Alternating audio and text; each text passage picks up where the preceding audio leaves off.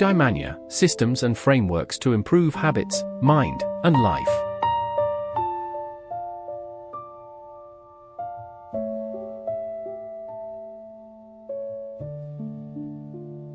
Welcome to Eudaimanya. Today we are exploring Skin in the Game by Nassim Nicholas Taleb. Right. So imagine someone gives you advice, signs off on a corporate report, or, votes on a public policy. Okay, pretty standard stuff. Right. But here's the catch. If their decision goes disastrously wrong, they pay absolutely nothing for it. They just walk away. Exactly. They keep their salary, their reputation remains perfectly intact, and their life just goes on completely unchanged. Meanwhile, others, the people who were actually exposed to that decision, carry all of the devastating consequences. I mean, that's a scenario that instantly triggers our fundamental sense of injustice, right? You immediately feel that structural unfairness. Oh, absolutely. But, as we unpack this today, we start to see that this asymmetry goes way deeper than just some ethical grievance. It fundamentally distorts reality. And that structural distortion is exactly what we are dismantling in this deep dive. Because think about it. We are taught from a very young age that what matters is what someone knows, right? Or what they think, or how eloquently they can argue a point. We put this massive premium on credentials and opinions. We really do. But the book introduces this radical rupture to that entire worldview. It argues that an opinion without risk is worthless. Right. The only thing that actually counts is what a person is willing to lose if they are wrong. Which forces a complete recalibration of how you evaluate expertise. You kind of have to shift your focus entirely away from a person's degrees and look strictly at their exposure to consequences. So let's establish the dynamic for how we're going to tackle this. I'll be walking through the internal logic of the system Taleb builds, the architecture of why these mechanisms exist and how they work. And I'll be tensioning that system from the outside, testing its limits, questioning the assumptions, and looking at where it might actually break down in the real world. Perfect.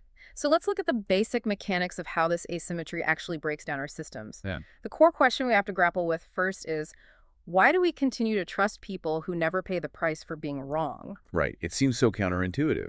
It does. According to the book, the root of this is what he calls risk transfer asymmetry. Basically, we have built this modern institutional system that has brilliantly figured out how to privatize benefits and socialize losses. And the really insidious part about that transfer is just how invisible it often is. Yeah, exactly. I mean, it rarely looks like outright theft. It's usually packaged as standard operating procedure, wrapped up in all this complex financial or bureaucratic jargon. Totally. Taleb uses a really striking example to illustrate this mechanism. He calls it the Bob Rubin trade. Named after the former U.S. Treasury Secretary. Yeah, who later went to work at Citigroup. So picture the senior banker who makes millions in cash bonuses year after year. Oh, yeah. And he gets those bonuses by taking on hidden explosive risks that yield really high short-term returns. So the board loves them, the shareholders are happy. Because the numbers look incredible on paper. Right. But eventually, that hidden risk blows up. The bank collapses under the weight of those toxic assets. So what happens to our banker? Well, he certainly doesn't give the bonuses back. Not a dime. He keeps every single dime. He goes on television and claims it was an unpredictable black swan event, some unforeseeable tragedy that no model could have predicted. So convenient. Very.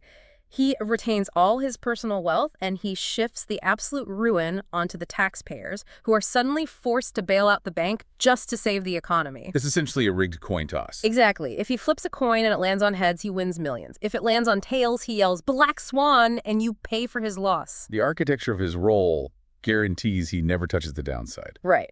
And to correct this systemic blindness, the book proposes a couple of major mechanisms. The first is an ethical baseline he calls the silver rule. As opposed to the golden rule. Yes, so everyone knows the golden rule: treat others how you want to be treated.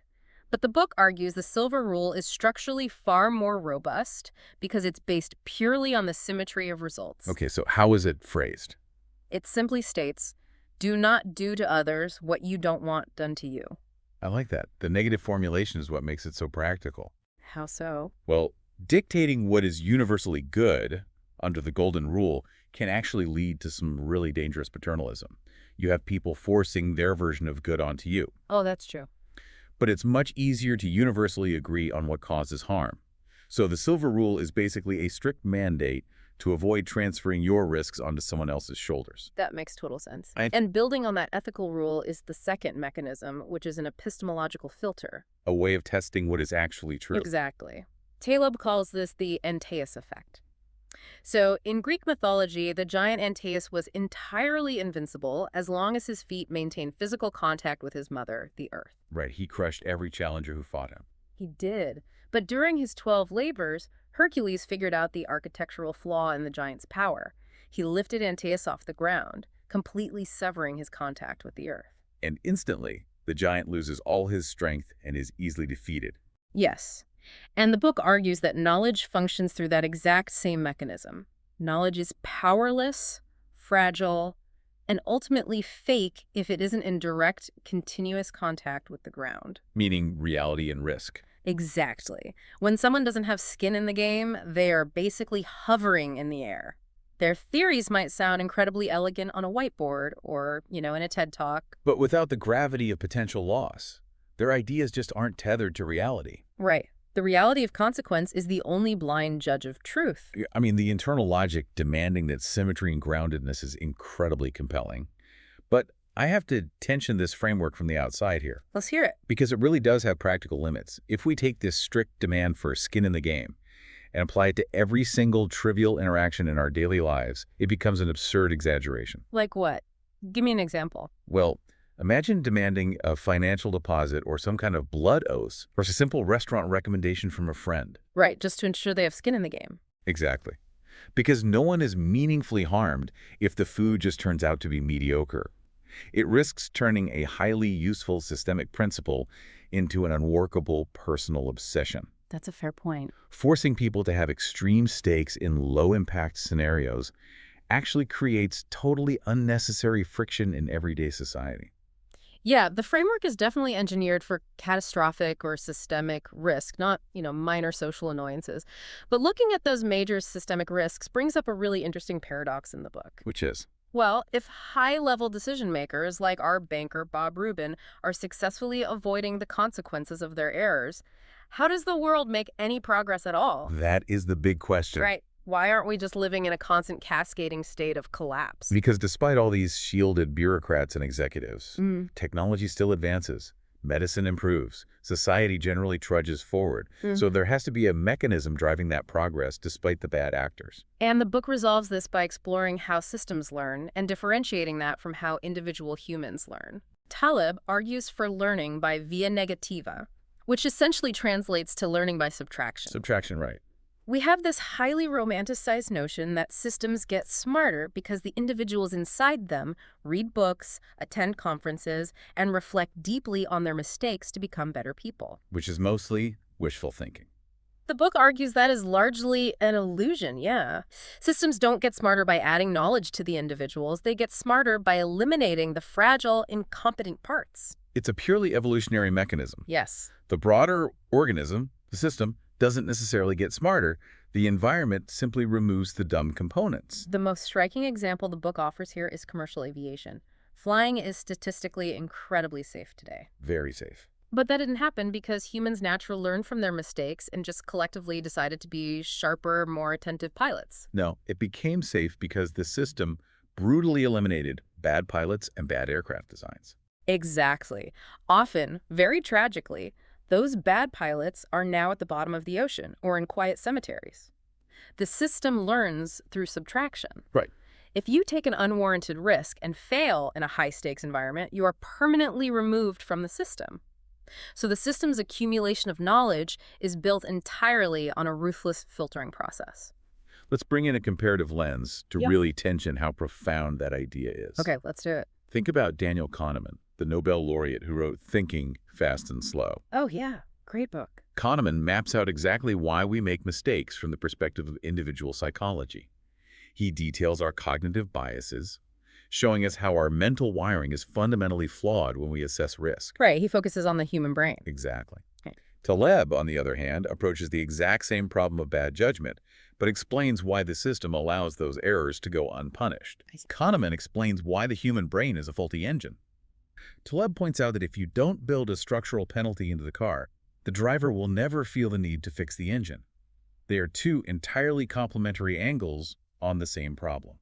That's a great way to put it, because if the structural protections, the airbags, so to speak, are too robust, the driver stops fearing the crash and starts driving recklessly through pedestrian zones. Precisely. Which pushes us to consider why the modern world is still so plagued by terrible, expert-driven advice that leads to systemic crises.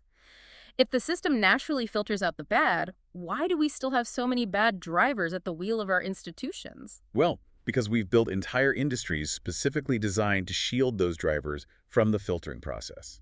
And the book pins the blame for this squarely on a modern archetype it calls the intellectual yet idiot, or the IYI. IYI. I mean, that is a wildly provocative label. It really is. But who actually falls into this category functionally? According to the book, the IYI is a highly educated person who understands first-order theories beautifully, but is structurally blind to second-order effects. Because they face zero physical or financial penalty for being wrong. Exactly. The best way to understand the IYI is to compare an academic to a surgeon. Okay, lay that out. So a surgeon who makes a careless mistake in the operating room faces immediate catastrophic ruin. They lose their medical license. They face malpractice lawsuits. Their entire livelihood is erased. That is ultimate skin in the game. It forces a deep, grounded connection to reality. Yes. The surgeon cannot hide behind a well-written essay explaining why the surgery should have worked in theory. Right, the patient is dead. Exactly. Now look at a think tank pundit or an academic who advocates for a disastrous foreign policy intervention. They push to topple a regime on paper, arguing it will bring democracy. But the reality on the ground results in a failed state, endless civil war, and just unimaginable human suffering. The human cost of their advice is staggering. But what happens to the academic? Absolutely nothing. Nothing. They don't lose their tenure. They don't face a tribunal. They simply write another paper explaining why their theory was actually brilliant, but, the on-the-ground implementation was flawed. Right. It's always someone else's fault. Always. The surgeon is subject to the system's evolutionary filter. The academic is artificially shielded from it. And because they are shielded, their perception of risk becomes totally distorted. And, this distortion leads to one of the most crucial and often misunderstood concepts in the entire framework.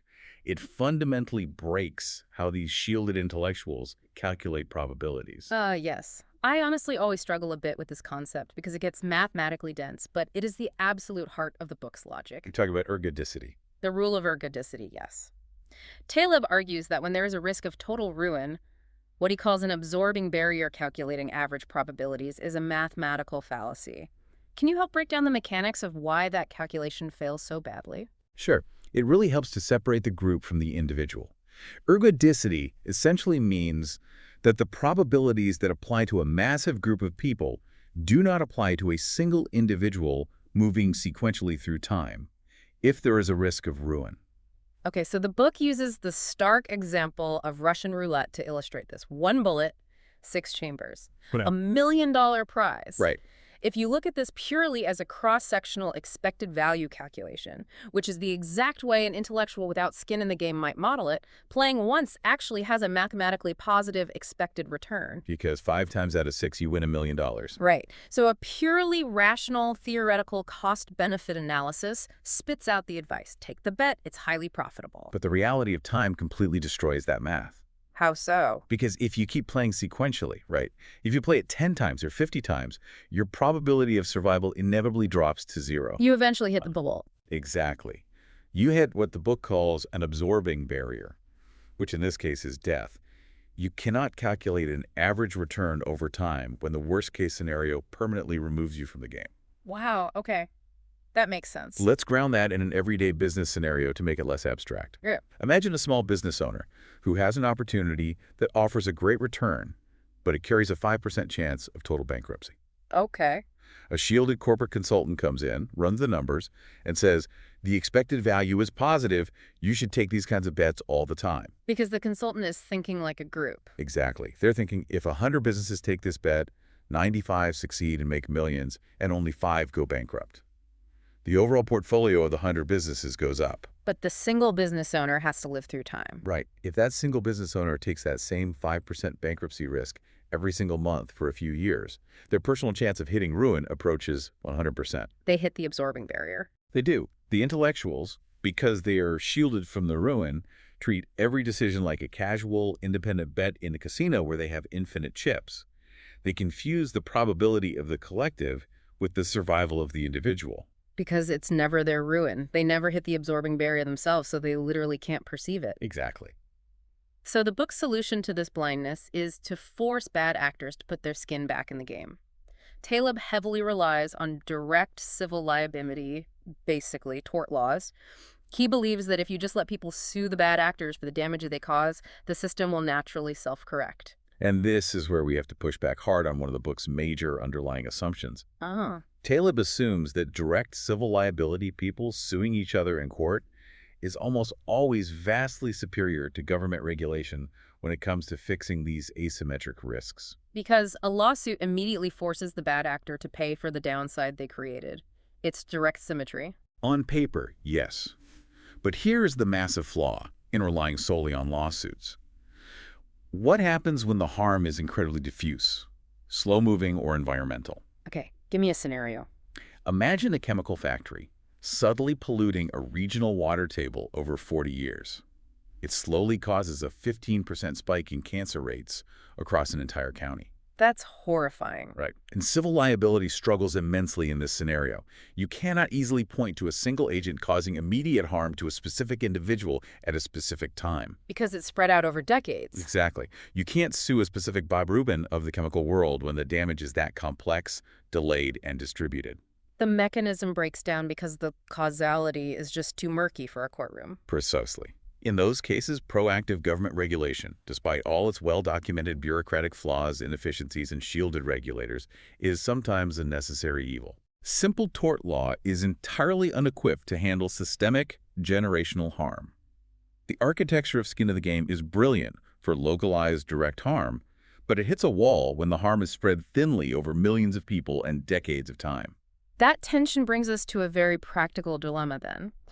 If we can't fully trust the risk-free intellectuals and pundits, and if standard government regulations are often just bureaucratic shields or inadequate for the job, who and what do we actually trust to organize our lives, our businesses, and our society? We clearly need a reliable metric for trust that bypasses credentials entirely. And the book maps this out by constructing a hierarchy of commitment. It's a ladder of trust based entirely on exposure. Okay, what's at the bottom? At the very bottom, the absolute weakest level of trust, you have words.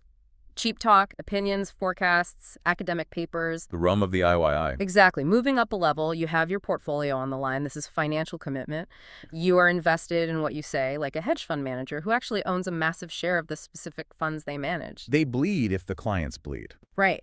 But at the very peak of this hierarchy, the absolute highest form of trust, you have what the book calls having your soul in the game. That phrase sounds almost poetic, but it has very rigid parameters in the book, doesn't it? It does. It refers specifically to the artisan. The artisan. Yes, the master craftsman, the neighborhood baker, the career plumber who protects their honor and the quality of their work above all else. They aren't just risking money, they're risking their core identity and their pride. Exactly. A true artisan would never sell a defective product because doing so fundamentally degrades who they are as a human being. Their entire soul is exposed to the quality of their output. Which naturally invites a really uncomfortable look at the modern workforce. I mean, how many of us are actually artisans versus something much more constrained? Oh, the book asks a fascinating structural question here. Why is salaried employment actually a form of skin in the game? Because on the surface, it sounds like it isn't, right? Right, because you get a steady, predictable paycheck regardless of the company's daily market performance. You are shielded from the company's immediate risk. Right. But Taleb argues that salaried employment is a domesticated version of skin in the game. Wow. The choice of the word domesticated is incredibly sharp. It implies a cage. It is a cage. Employees trade their freedom for security. The company provides a reliable paycheck, but in return, the employee's dependency on that singular income stream ensures their complete submission to the company's risks, demands, and whims. You're trapped. Yes. The corporation knows they have your skin in the game because your day-to-day survival is tethered to them. You aren't truly free if your survival depends entirely on a singular corporate entity that can cut off your livelihood at a moment's notice. It's a very sobering structural reality for anyone sitting in a corporate office today. You've traded the wild, volatile autonomy of the artisan for a shielded, domesticated form of dependency. It really makes you think. So, if we value the artisan who has been tested by reality, how do we evaluate abstract ideas or new technologies that haven't been around long enough to prove themselves? Right. Why should we actively distrust the new and sophisticated? The book introduces a heuristic for this called the Lindy effect. The core premise here is that time is the ultimate, unavoidable bullshit detector. Time is the only judge that cannot be manipulated by clever language, PR campaigns, or academic consensus. Exactly. The Lindy effect states that for non-perishable things like ideas, books, or technologies, their future life expectancy is directly proportional to their current age. So we should trust the old and proven over the new and flashy. Yes, because the old has survived the ultimate filter of time and risk. The book points out that we should instinctively trust a plumber over a clinical psychologist. That's a great comparison. Right. The trade of plumbing has been physically tested by reality and refined by failure for millennia. Water either leaks or it doesn't. It's grounded. But a brand new, highly credentialed theory in social science, it hasn't survived time yet. It hasn't been subjected to the Antaeus effect of touching the ground and being battered by reality. It might just be temporary academic noise. The Lindy effect is an incredibly powerful tool for navigating a modern world that is completely overflowing with novel, untested information. Yeah, it really is. But if we look at the broader implications of trusting only the local artisan and the ancient time-tested methods, we hit another significant structural vacuum in the book's worldview. Oh, where does the framework fall short when you zoom out? Well, Taleb strongly advocates for radical decentralization based on all these principles. He argues that micro-bullshit is much easier to manage than macro-bullshit. Okay, that makes sense. And he's absolutely right in a localized sense. It is far easier to hold a local mayor accountable to ensure they have skin in the game regarding fixing potholes than to hold a distant, faceless federal bureaucrat accountable. Because localism naturally forces symmetry. You have to look the people you affect right in the eye. It does. However, the book fails to resolve the massive tension between this extreme localism and the sheer necessity for large-scale coordination to solve truly global problems. Like what kind of problems? Think about managing a global pandemic, Right. or securing international digital infrastructures, or coordinating global supply chains. You simply cannot solve a systemic collapse in international shipping with a loose coalition of local mayors and artisan bakers. Right, the scale is just totally wrong. Exactly. Radical decentralization is fantastic for ensuring personal ethical accountability, but it is often terrible for planetary scale coordination. The book demands we trust the local, but it doesn't quite bridge the gap of how to manage a highly interconnected global civilization. That is a really vital limitation to keep in mind. You can't scale a neighborhood bakery's localized ethics to manage the global power grid without running into massive structural friction. Right. Some systems require scale, even if that scale breeds shielded bureaucrats. And yet, even with that limitation regarding global scale, the core framework remains an absolutely necessary lens for evaluating who we trust on a daily basis. Oh, completely. So, bringing all these mechanics together, we've journeyed from the risk transfer of the Bob Rubin trade through the reality check of the Antaeus effect. We've seen how systems learn through via Negativa, unpacked the absorbing barriers of ergodicity, and climb the hierarchy of commitment to the soul of the artisan. It's a lot to process. But if we synthesize the mechanics we've explored today, Skin in the Game is ultimately an ethical filter masquerading as a book about risk management. Oh, I like that. It proves mathematically and philosophically that justice, rational risk-taking, and genuine, reliable knowledge literally cannot exist without a symmetry of consequences. It completely strips away the comforting illusion that intelligence is just about passing exams, accumulating the right degrees, or sounding incredibly smart while discussing theories. If you aren't exposed to the downside of your own declarations, you aren't an expert. You are just playing a theoretical game with other people's lives. Which leads me to this final thought for you to mull over. How many of the people whose advice you follow today would lose something real if that advice turned out to be wrong?